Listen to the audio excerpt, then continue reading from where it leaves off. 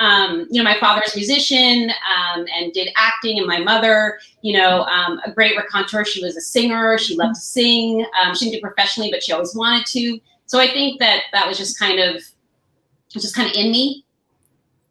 Yeah. That's great. Go ahead. Oh, I didn't know if you were asking the next question. No, I was going to say, you did radio shows. I love that. I mean, did you create old time radio, like suspense and that kind of stuff?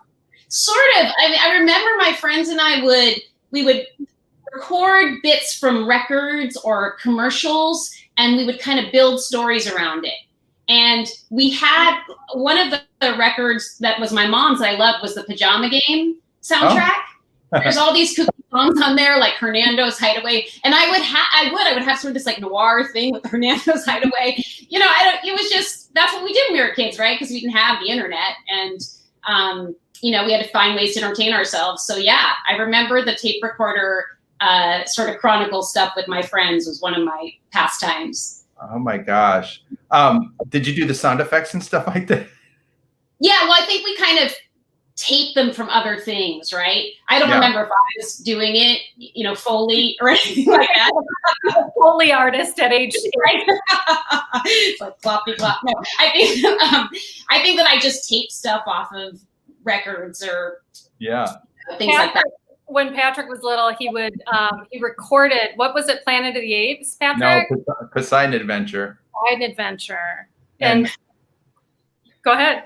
But then I had my Planet of the Apes figures and my G.I. Joe and all of those, and I would act out the whole thing and play the audio to the Poseidon Adventure. I don't know who I had as Shelley Winters. I can't remember who.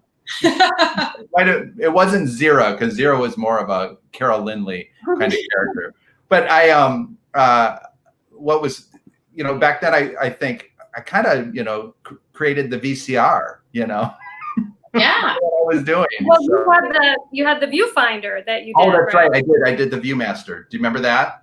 Yeah, totally. I would watch it and listen to it. Yeah. So how did you get involved in writing your first book?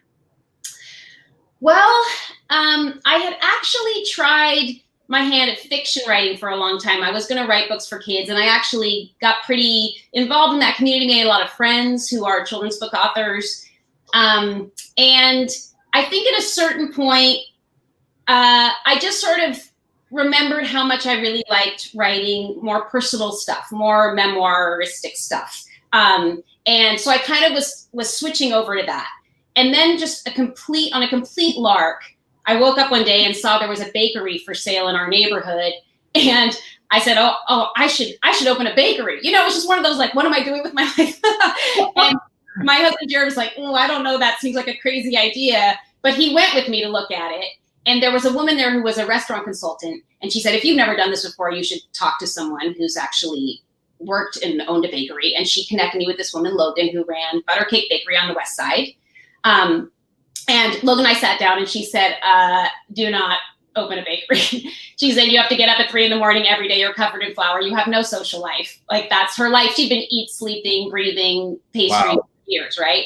So we were just talking, and she said, what do you do? And I said, well, I do marketing for my job, but I'm also a writer. I've been working on, some memoir stuff. And she said, well, I've always wanted to write a cookbook, but I'm not a writer. And I said, well, I'm a writer. Let's do it.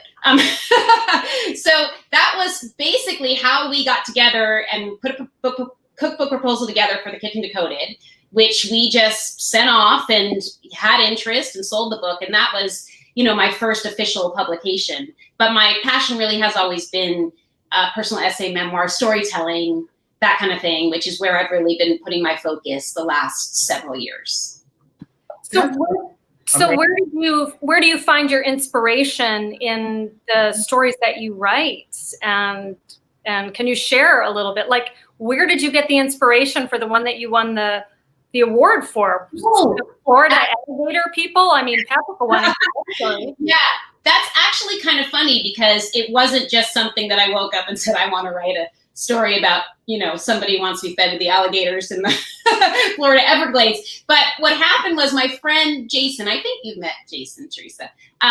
He got me to sign up for this it was the New York City Midnight writing contest, and they do screenplays, they do short stories, they do microfiction, and you have a deadline. You have maybe like 48 hours to write a story, and they give you a prompt. And they give you basically a location, I think it's a location, a prop, and a word that you have to incorporate into it. And so the word was sleeping bag. I remember that. I think the location was a swamp or something like that. And then I forget what the other element was. So Jared and I were actually flying on vacation somewhere. We were going to France maybe. I don't know. We were on a plane. And I had to finish this thing to send it off by the deadline. And I just sort of maybe it was that weird jet laggy, like, I got an idea. There's these guys and their friend dies in the old folks home, and they want to fulfill his dying wish, which is to be fed to the alligators in the Florida Everglades, you know? Oh my gosh. Yeah. So even your fiction is old people. What's that? Even your fiction is old people. Yes. Well, I guess because Florida, I had a lot of my relatives, my elderly relatives, move to Florida and retire there, you know. My grandfather on my father's side, my grandmother was there part-time on my father's side, my mother's mother. So, you know, I spent so much time there in, you know, kind of retirement-esque communities. What area? Well, different areas. My grandmother and her two sisters were in Miami. Okay. Wow. My grandfather was in Coconut Grove. My mother's mother was in Palm Beach. So we kind of go around and we visit everybody, you know. So yeah. Did your family grow up on the east side? Yes, my mom and dad were both born and grew up in New York. So and, it's so funny because that's how it gravitates down to Florida. East Coast people go on the east side of Florida, and the Midwest goes to the Gulf side. Exactly. Yeah. So funny. Yeah. That's what happened. And so you spent a lot of time there, so you kind of could feel the energy of Florida, but when you were writing this? Absolutely. Yes. Because, you know, Florida makes an impression. I know that you both have spent some time there. Yeah. The weather, you know, just the kind of muggy feeling, all that seemed like a great way to sort of, you know, evoke this atmosphere in this story, because it's night, it's the middle of the night, and these two guys, you know, they're on a golf cart, they're trying to take their friend, you know, to the to the swamp to dump him in, and they've got all their health problems, you know, it's and the end of the story is a police officer shows up because they've been reported missing from the retirement home. And, you know, one of them says, I got this, right? And the cop says, you know, we're looking for you. There's another friend missing, because nobody else knew that the friend died. And the main character says, you know, keep it down, soldier. We've been here for days. You know, he just kind of acts like he's crazy and he's hallucinating. And the cop is sort of like, oh, okay, don't worry, you know, not suspicious, because I think sadly that happens to a lot of people, right? As they get older, people just stop taking them seriously for no reason. So all of it, so it's got a little bit of poignancy there too, because I do think that, you know, that's what a lot of people have to deal with. Where can somebody read it? Oh, actually, it's up on my website now. I now have a website. Oh, great. What is your website? I'll put it up here. What is your website? Oh, it's just HilaryHattenbach.com. So just HILARY and then HATTENBACH. And we have a comment as well. Okay. There, Hilary Hattenbach, right? .com, yeah. Right? Right. We have a question from Nick Charles. Okay. You know Nick? Nick, who was the craziest character from your life as a youngster? The craziest character. There are so many. I mean, can we say outside of family, inside family? How are we gonna? No. Yeah, I know. Well, you know, my father was quite a character. He was a musician, and he was, you know, he played Latin percussion. He spoke 7 languages. Wow. You know, he was someone who was very susceptible to get rich quick schemes. So there were a lot of kooky things that happened there. But I'm trying to think. I also had a fabulous great aunt. She was an aunt through marriage, but my mom actually grew up around her too, my Aunt Bobby, and we called her Madame Butterfly. She always wore these caftans with butterflies all over them, and she was always knitting like crazy, just such an amazing knitter. The New York Times crossword puzzle every Sunday, and was kind of a genius. She was so smart.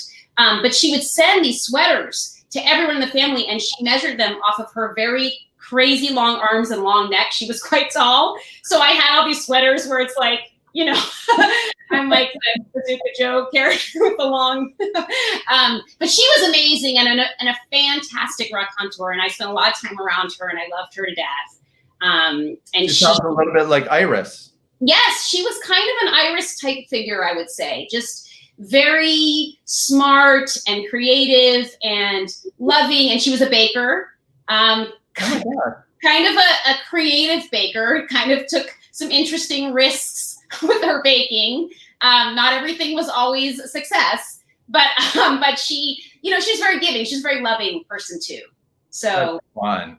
Yeah. And so we have one comment also about me, about Mary Jane Croft's AKA grandson. That's right. And for those out there, Mary Jane Croft was on all of Lucille Ball's shows, and she was on I Love Lucy, The Lucy Show, and Here's Lucy. So that's fun. We just got something from Fred Stella. Of course, we got watching, who I know is watching because I can hear the echoes of your voice coming from our basement, which is where he's watching you.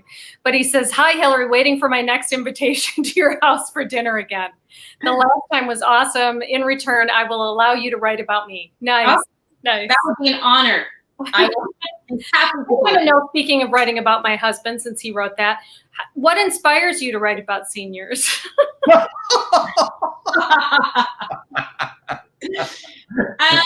You know, I think that because I love to be around people who are wonderful storytellers, who have lived kind of fascinating lives. I feel like I probably was born in the wrong era. You know, I would have loved to have been able to go and see Louis Armstrong and Billie Holiday perform like my old neighbor used to do. And you know, my mom used to go and see all these shows on Broadway. And I always loved jazz standards and old movies. So I think that it is part of me just sort of living vicariously through people that I really admire. And, you know, wanting to kind of just immerse myself in that. And also, you know, similar to what we were talking about in the short story that I wrote, you know, I think that people really become much more interesting as they age, right? I mean, you've had so many more life experiences than when you're young. And a lot of times, I think there is this thing in our society where people become ignored as they get older. Yeah. And I think it's so unfair because they're the most interesting people to be around. So I think part of that also motivates me to want to say, like, look at what you're missing out on. There's so many interesting stories. There's so many interesting people to spend time with. And it really does end up being a win-win for both people involved, because I think that older people enjoy being around people who are, you know, slightly younger. It's not like I'm a kid anymore, you know, but I think, you know, it's kind of fun to be able to have these types of relationships for both people. So, I have a friend who's 80, and she said, "Oh, my daughter can't believe that I have a friend your age." She's so shocked. I mean, the woman is shocked, and the daughter's even shocked. But I'm like, that's so funny, because I'm kind of like you. Like, I feel like we're kindred spirits. I don't see the age difference. Right. In communicating with these people. And so, and you know, you live in LA. I mean, how does, I mean, where they hide old people, right? Mary Kula corrected me. Only one L in Hilary. Mary, that's my sister-in-law. Thank you, Mary. I was gonna say, you said it pretty fast to the dyslexic in the room, but I'm sorry. That's my problem. I'm a fast talker. No, that's okay. That's okay. He'll get it. I'm correcting as you ladies talk. So. Well, I'll just ask another question then. then what is, I mean, you have had these really amazing experiences with the older community. And a lot of that, I mean, and a lot of that has happened in your own neighborhood, like Silver Lake. And you've told these stories. Can you talk just about your experiences living in Silver Lake and how that has enriched you? Yeah, absolutely. Well, before we moved to Silver Lake, my husband and I lived in Los Feliz, which is, it's just very close by. It's practically the same neighborhood, and we were renters. And, in that neighborhood, we were friendly with our neighbors, but it was just different. Just people were kind of more on the go, and it did seem like it was kind of a younger, group of people who lived in that part of Los Feliz. And we moved to Silver Lake. We found this house. It's on a street that I'd never been to before. And when we moved in, we discovered that a lot of the people on our street had been living here for years. I mean, Tina had been living here since the 1950s. She bought her house. Oh my God. Several neighbors. I mean, the folks across the street who we love have been there since the 70s. There's people who have stayed here on this street because it's a wonderful community and they love where they live. So when we moved in, we got to know everybody. Everybody was so welcoming and warm to us. And we, in some cases, I mean, there's obviously multi-generational people living in this neighborhood and on our street. And over time, too, there's been houses have sold and younger families or couples have moved in. But at first, we definitely were one of the newer, younger couples on the street. And we, just immediately sort of bonded with all of our neighbors and became friendly with them. And when they needed help, we were happy to help. So in Tina's case, and Tina was in her 90s when we moved in here. So already it was just helpful to pop in, see if she needed stuff from the store, or just sit and chat with her. We have some other neighbors across the street and they have a big staircase. So sometimes they would ask Jared if he could help, schlep their groceries up the stairs or carry something heavy. He's carried people downstairs who had to, he picked Tina up when she fell a couple times. So, but we're happy to do it. We're sort of the surrogate. At the time we were sort of the surrogate kids on the street, right? I mean, now I feel like I hope some young person moves in next door to me and can then take care of me, getting grayer. But yes, it's an amazing community. We feel so lucky. And people have perceptions about Silver Lake. It is a hipster neighborhood. I think that when we moved in, we sort of expected that's what we would be living, right? We would just be raves every night, and people brewing their own beer and whatever. But in reality, it is a multi-generational neighborhood. There are people who have lived here forever, and we have a dog too, so we're out and about a lot, and we meet people on the other streets. You just start to get to know everybody and learn about the history of the neighborhood. So it's, we feel quite lucky to be here, and it is a great place to live. You've got family piping in. Oh, there's my mom. Hi, Ma. Says, have been barely touched the tip of Hilary's talent. Well, my biggest fan. And your sister says you're a star. Oh yeah, my brother. Brother, Chris. Is your brother? Yeah, it's my brother. Oh, cool. And then yeah. We have Heather Johnson. You have such a wonderful presence. I wish I was an elderly person in your neighborhood. Thank you, Heather. Heather and I we met on Facebook, and she's such a lovely person. I want to meet her in real life. We have mutual friends. Oh, that's fun. She is so supportive and kind of her to tune in. Thank you. That's so nice. But you're a connector. I mean, you connect with multi-generations too. Where do you think that is born of in you? I mean, I'm sure it was how I grew up. I think because I did spend a lot of time around my grandparents and great aunts and uncles. My grandmother, my father's mother, she was an interior decorator, and she was this sort of, wonderful, creative woman who ran a beach resort in Haiti, and she lived part-time in Florida. Yeah. And she had 2 older sisters, and all 3 sisters were just kind of these vivacious, intelligent, creative women. And I love spending time around them. And I think that, and they always had a lot of, my grandma in particular, because she ran this beach resort, was always surrounded by, all different kinds of people, from all over the world, just very interesting and cultured. So I think, and really we just kind of had all these charismatic people in our family that I spent a lot of time around. So I think that must have been, I gravitated towards that. I enjoy being around people who were, were interesting and had great stories to tell.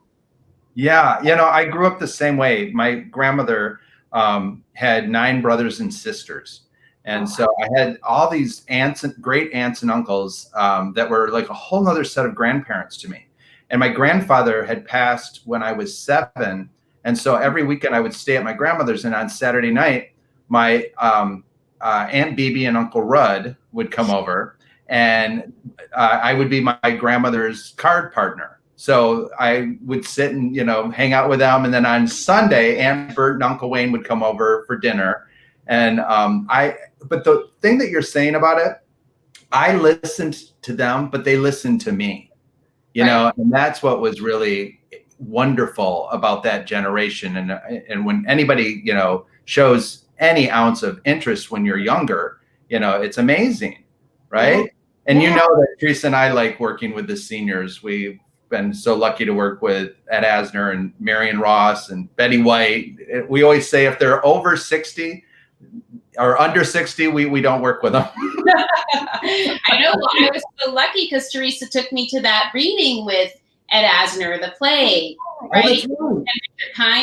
And that was, it was such a wonderful experience. And I think that I might have even shaked Ed Asner's hand. I don't know. I know that there was like a moment where I got to meet him for a second. I might have blacked out for a second. Yeah. It's so great. Heather also says, I love this. I love you, Hilary. Remember, you will be writing my obit. She's so sweet. Because I wrote Tina's obit. Oh, you did? I did. Wow. Yeah. Oh, wow. So on that, some of you even marry people over 60. Your husband said. On that note about the seniors, can we talk a little bit about the book that you're working on? Oh, sure. So tell us the title. Okay, so right now, working title, It's Better with Age. And the sort of subheader is like how a self-described old soul learned everything she needed to know from the pros. And I think originally the book was just going to be a collection of these stories that, relationships that I've had with grandparents or friends who were older. And that's one of them was the one that ran in LA Magazine, right? The story about the woman who used to own my house, Sherry. And so that was the original concept of the book. And then, Jared and I had his mother had a medical emergency last year, and she came to live with us for about 6 months. Mm-hmm. And, that was when I realized that everything I thought I knew about aging was wrong. That I kind of knew bupkis, because in reality, when you're immersed in a situation where somebody's care is involved and all the things that sort of surround that, right? Social Security, Medicare, all these different aspects of it, where we hear that stuff and we're like, whatever, we'll deal with it when we get there. I think for us, we were very involved. And Jared in particular was really managing a lot of that for his mom. And by the way, she's so much better now and she's amazing. Oh, great. I was so happy that she's, really made an amazing recovery. But at the time, it was quite an eye-opener for me to think, okay, there's a lot about aging that we all think we understand and know, but we don't until we've actually experienced something like this. So the book has changed now, and the book will have this experience with it, sort of, with flashbacks to these other relationships that I've had. So sort of like, here's a situation that happened, and here's what I thought I knew, or here's what this reminded me of. So the book kind of has this narrative thread now, which is, sort of how we manage that situation, and also my lifelong experiences of, I joke, I say, I thought all you had to do, to get to 100 was like Iris is just wear some chunky necklaces and some glasses, make the glasses really big, and then we're done, and then we're 100. But in reality, there's so much more groundwork you need to lay, right? There's so much more planning you should do. There's so many ways you should think about your life before you are, 90. And then maybe then you have a little less opportunity to change anything you might have changed. So that's sort of the idea with the book. Marion said to us, Marion Ross, I'm 90 effing years old. And she used the real word. And but it's the same way. She's got such a great energy, and she planned so well her life. Right.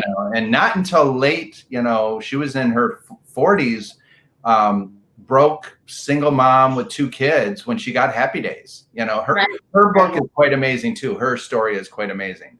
And but then now she's full of life at almost 92. So So your audience, Hilary, then for this is what age? Like, do you have an age that? Yeah, well, I mentioned I'm sort of working on a complimentary podcast that will also sort of delve into this stuff. And realistically, I'm thinking late 30s is a point at which someone might go, okay, maybe I can sort of relate to what you're talking about. Maybe I've had a relative or a friend who's had some kind of medical crisis or something that I've had to help them with, right? I think when you're 20 and, when you're in your 20s, it's like, whatever, that's so far away. Right. And I was in my 20s, I wasn't thinking about it. Sure, I was hanging around people and, eating up their stories, but I wasn't thinking about myself at that age. So I do think that my target is like late 30s and up, And because and I think for a lot of us, we've had a grandparent or somebody get ill, or we've had a parent. So it's going to be, I think, people that are have lived a little more. It's a good time for it too, because with COVID, I'm part of a church in Florida, and we have a very senior community, and so we put everything online. So I was training an 88-year-old woman how to use Zoom.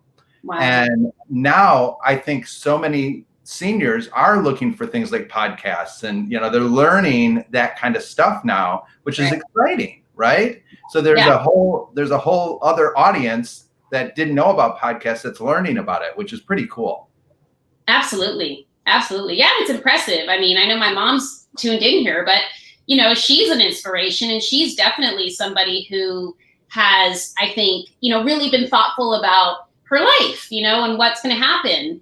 And also she's got her iPad all the time. I FaceTime with her all the time. It's impressive because I was so stressed out. I'm like, StreamYard, the platform we're using, I'm not familiar with it. I better go and do a tutorial.